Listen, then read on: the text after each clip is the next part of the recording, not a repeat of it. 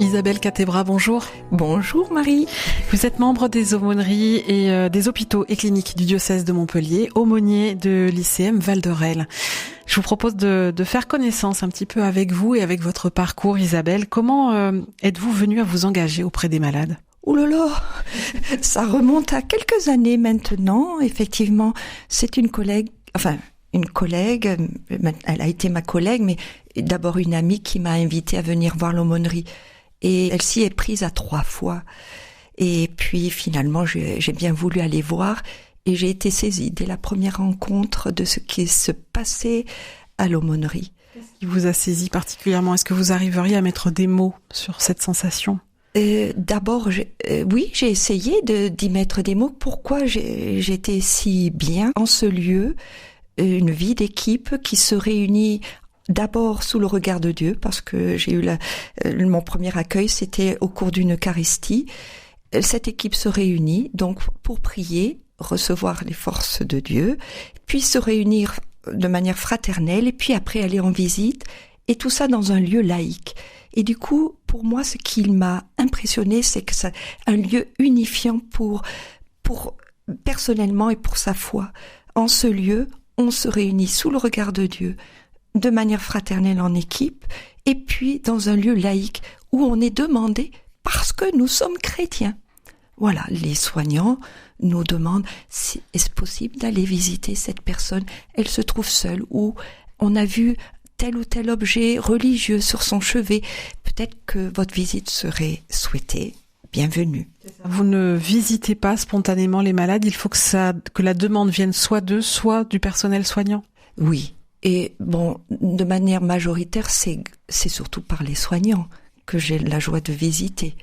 Voilà. On va revenir sur cette relation qui vous lie un petit peu avec les soignants, mais d'abord je voudrais comprendre quel est votre quotidien, comment ça se manifeste. Vous allez donc à l'ICM, vous faites un point avec les soignants, vous savez à peu près quelles sont les personnes que vous allez rencontrer. Vous n'avez pas un emploi du temps type ?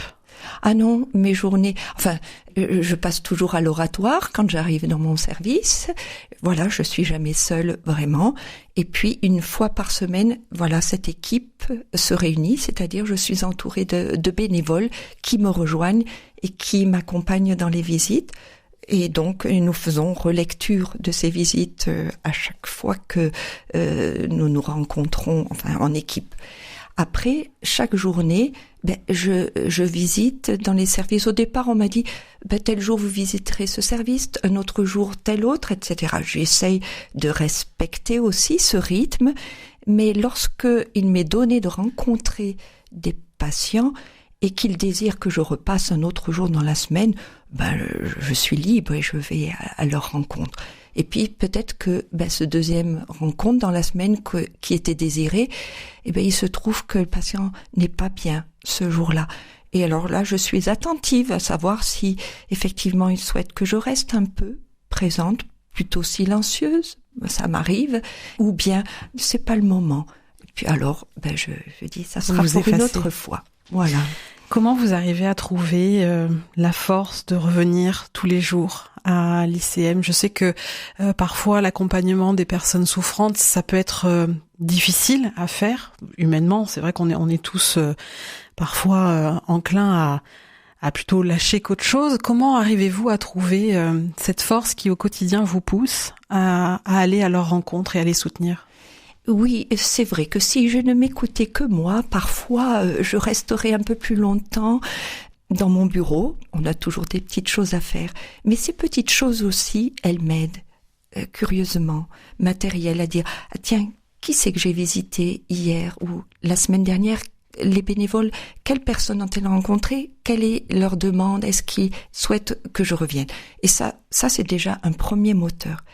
Mais bien en amont, un autre moteur, c'est que je reçois une lettre de mission. Je me suis engagée. L'engagement, c'est fort. Voilà, ça me soutient.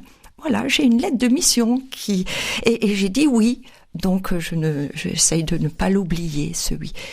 Et ensuite, la troisième force qu'il m'est donnée, c'est quand j'arrive dans les services. Toujours un sourire des soignants. Voilà. Et ça, c'est encourageant aussi. Et puis, quand je frappe à la porte, aujourd'hui, telle ou telle rencontre qui m'a encouragé. C'était une bonne journée. Et puis, quand ça n'arrive pas, aussi, ces joies de rencontre, je retourne à l'oratoire. Et je dis, peut-être qu'aujourd'hui, c'était comme ça. Je sais que le Seigneur me renouvellera quand je reviendrai. Vous avez parlé de votre équipe. Est-ce que le fait aussi que vous ne soyez pas seul dans cette mission, c'est quelque chose qui vous apporte, qui vous soutient, qui par moment peut vous donner aussi un petit peu la force de continuer? Mais bien sûr. Cette notion du collectif? Mais bien sûr, par seul. Faire équipe, c'est pas toujours facile non plus. Mais c'est un vrai encouragement. Voilà. Et cette équipe, elle se réunit aussi, elle commence par célébrer l'Eucharistie. Voilà. Donc jamais vraiment seule. Voilà. Dans votre témoignage, on entend toute l'importance que les soignants ont dans votre travail. On sent qu'il y a vraiment une relation de confiance entre vous. Est-ce qu'elle s'est faite assez rapidement, assez naturellement avec eux, ou parfois c'est un peu plus compliqué parce que, comme vous le dites, vous êtes une présence religieuse dans un univers laïque? Oui, c'est arrivé que, effectivement, il y a pas de refus, mais peut-être une froideur, voilà. Mais globalement, c'est plutôt un bel accueil. Et puis, quand moi je viens, c'est moi qui accueille aujourd'hui, mais avant moi, la mission était là. Voilà, le chemin a été préparé par d'autres. Moi, je suis un maillon. Voilà. Et c'est vrai que les soignants m'émerveillent vraiment dans leur accueil, et parce qu'ils font un soin remarquable. Je l'entends de la bouche de tous les patients. Ils sont émerveillés de l'attention qu'ils reçoivent de la part des soignants. Et c'est vrai qu'ils me laissent aussi un peu de place pour aussi apporter un bien, et dont ça me réjouit quand je reçois un écho. Merci pour votre visite, ça m'a fait du bien. Merci pour votre sourire. Je dis, je le vois pas, mais moi je vois le vôtre, et moi aussi je suis réjouie par votre sourire. Voilà. Ces soignants savent donc s'effacer en vous confiant leurs patients quand il y a une souffrance ou une question spirituelle. Est-ce que eux aussi, il leur arrive de se confier à vous? Ça peut effectivement arriver, et j'en suis à chaque fois touchée aussi. Vraiment, dans un couloir, il y a toujours pour moi c'est un cadeau lorsque aussi les soignants peuvent me parler de leurs questionnements, à la fois vie personnelle et à la fois de la vie du service. On va revenir aux patients, puisque c'est le cœur de votre mission. Ces femmes et ces hommes en fin de vie que vous visitez. Est-ce qu'il y a peut-être des visages qui vous ont plus ou moins marqué? Est-ce que vous souhaiteriez ou accepteriez de nous partager au moins l'un d'entre eux? Il faudra que vous m'arrêtiez, parce que j'ai eu beaucoup de joie de rencontrer des personnes, de joie et puis de douleur aussi. Je l'ai dans cet accompagnement. Je reverrai ce patient que je n'ai vu que 2 fois, et c'était difficile de communiquer avec lui.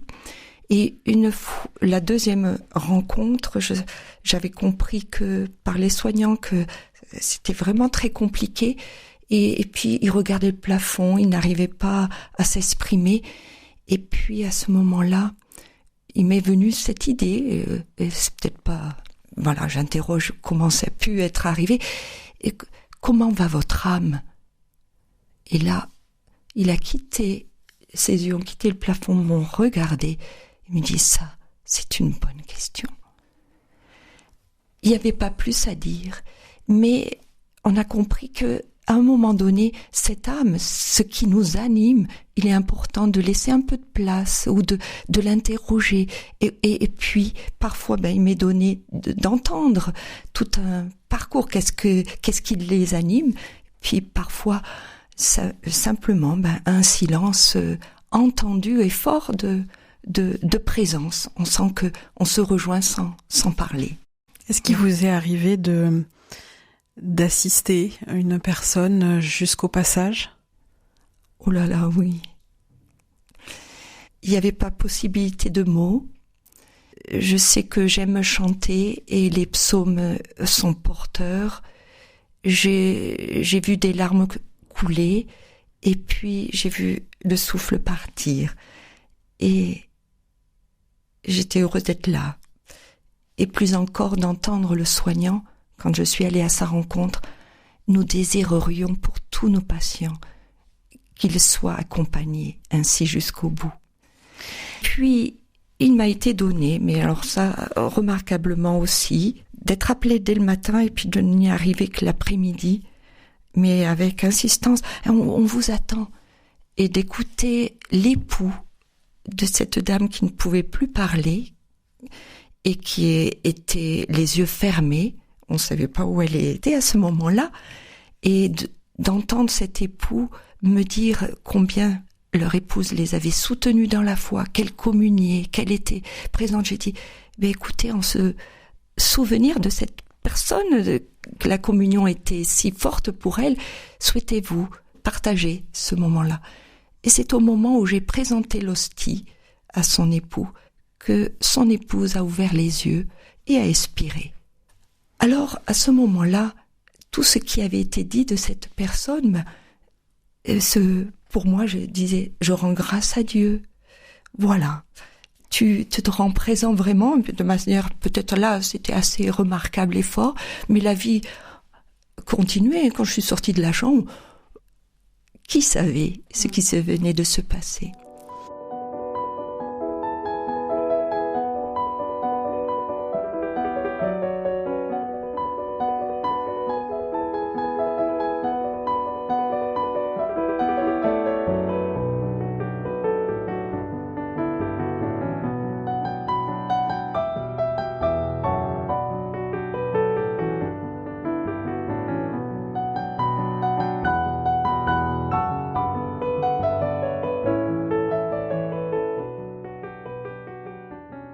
Si je comprends bien, il y a aussi une autre dimension, celle des proches. Vous prenez soin des patients, soin des soignants, mais aussi des familles. Bien sûr. Voilà, souvent ce sont eux aussi qui appellent surtout pour leurs proches. Et c'est eux qui ont besoin de soins et d'écoute.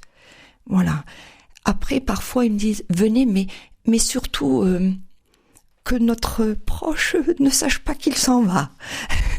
Alors bon, nous y allons délicatement, voilà, et un temps de prière bienfaisante, toute simple et parfois très apaisante, et un grand merci simplement parce que on a offert ce temps-là, voilà. Isabelle, si je vous ai fait venir en studio aujourd'hui, c'est pour que nous parlions de ce projet de loi qui est en cours de réflexion auprès du Sénat, un projet de loi qui va renforcer à la fois les soins palliatifs, mais qui va aussi ouvrir le droit à l'aide à mourir. Est-ce que vous, déjà, dans votre mission d'aumônier d'hôpital, vous avez déjà recueilli la parole de personnes qui souhaitaient mettre un terme à leur vie parce que trop de souffrance, qu'elle soit physique ou spirituelle, et comment y avez-vous répondu? Oui, cette demande est fréquente, je dirais pas quotidienne, mais elle est fréquente, cette demande à mourir, parce que la souffrance est là. Et ma réponse, la première, j'ai dit, oula, intérieure, il y a besoin d'un temps d'écoute. Et quand la personne peut s'exprimer, eh bien, je suis effectivement à l'écoute de souffrances, d'un parcours de vie, d'une relecture, et les points saillants de leur vie sont bien nommés. Et puis, oui, il y a des bonnes raisons de demander cette mort. Mais ma réponse, comment répondre? D'abord, c'est l'écoute. Et puis ensuite, effectivement, dans mon fort intérieur, que cette demande se transforme en prière. Voilà, on peut demander à ce que, effectivement, est-ce que vous êtes d'accord que ces souffrances soient abrégées, que vous soyez soulagés? Et je veille bien à ce que ils interrogent aussi les soignants à ce que, effectivement, s'ils souffrent trop, ils puissent l'exprimer. Je sais que les soignants peuvent soulager cette souffrance. Donc, j'ai à cœur aussi à dire, parlez vraiment aux soignants en disant, voilà, votre souffrance. Ensuite, des personnes m'ont demandé effectivement ce que je pensais de l'euthanasie. Ça a été touchant aussi qu'elle puisse, que cette personne ait la simplicité aussi de me demander mon point de vue, que j'ai eu à cœur aussi d'exprimer selon ma foi. Voilà, d'exprimer, et il me semble que la vie appartient à celui qui nous la donne, et que l'on peut communiquer avec lui en disant « il me tarde effectivement maintenant d'être soulagé », mais de veiller à désirer à ce que ce moment de fin lui appartienne. Voilà. Est-ce que vous craignez que si jamais cette loi venait à être votée, à être entérinée, est-ce que ça pourrait changer les relations que vous avez avec les patients? Est-ce que finalement, oui, votre relation de confiance risque d'être modifiée? Déjà, je reconnais que je veille à venir, à mettre mon vêtement de délicatesse. Je pense que je le serai encore plus. Et c'est vrai que je craindrais de ne pas pouvoir exprimer aussi, justement, ma foi et ma conviction. Voilà. Et ça, je le craindrais vraiment. Votre accompagnement spirituel serait du coup peut-être un peu modifié aussi? Mais je pense que peut-être que j'utiliserai davantage ces mots. Oserais-je vous dire qu'effectivement votre demande à mourir, je peux la comprendre, mais oserais-je vous demander, est-ce que la vie, est-ce que vous la désirez malgré tout toujours? Parlons-nous bien de cette mort corporelle parce que vous souffrez, mais est-ce qu'au fond de votre âme, vous désirez quand même la vie? J'espère que j'aurai cette possibilité de parler, d'évoquer cela, voilà. Et que si la personne m'a fait demander, je me sentirai un peu plus à l'aise de le dire ainsi, parce qu'elle m'a demandé. Et si elle me demande, je ne pourrai pas ne pas dire que je viens aussi parce que au nom de ma foi et au nom de la mission qui m'a été confiée. Voilà. La relation avec les soignants, on a vu que vous aviez quand même une relation assez privilégiée avec eux. Est-ce que dans le cadre de vos échanges, vous avez déjà parlé de ce projet de loi? Est-ce que ils ont des questionnements? Est-ce qu'ils sont à l'aise avec ce projet de loi? Bon, voilà, je les entends vraiment très préoccupés aussi de cette obligation qui leur serait faite. Voilà, ils sont là pour soulager. Pour eux, déjà, ils ont tout en main pour apporter le bien jusqu'au bout des patients. Et je crois qu'ils seraient en difficulté, vraiment, pour ceux que je rencontre, d'avoir à répondre à un jeu d'une personne qui demande et qui l'expression du nous, d'une communauté qui est là pour soutenir, et elle le fait très bien, de soutenir jusqu'au bout. Elle serait vraiment en grande difficulté. Merci beaucoup Isabelle Catebra pour votre témoignage tout en douceur. Merci beaucoup. Je rappelle que vous êtes membre des aumôneries des hôpitaux et cliniques du diocèse de Montpellier et aumônier à l'ICM Val d'Aurelle. Merci. Merci à vous aussi de ce temps de parole.